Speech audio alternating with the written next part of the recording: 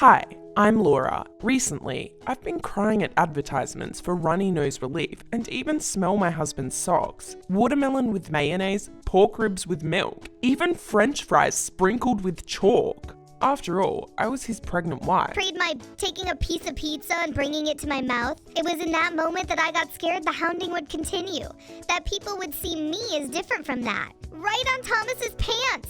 I was so ashamed. Tom got scared for me and concluded that I must have brought myself to exhaustion through diets. His words turned my whole life upside down. My husband pretended that my cooking was delicious. Suddenly, he stopped eating and asked, "How would you like to have lots of children? Say, 6.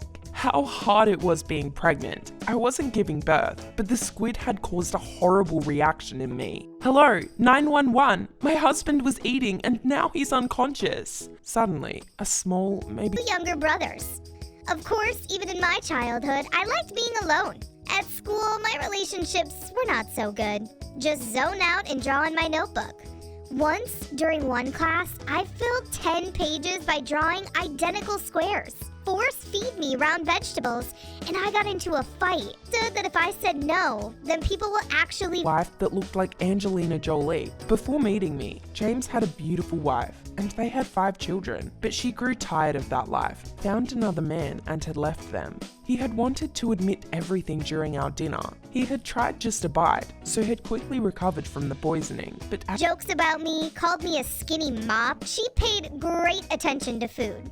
And of course she noticed that I eat little or don't eat at all. We really started quarreling after I started dating Thomas. Hi, my name is Zoe, and I'm 19. Any of shape, I won't eat a piece. Back in my childhood, my parents noticed my specific preferences in food. This is ordinary food for a teenager.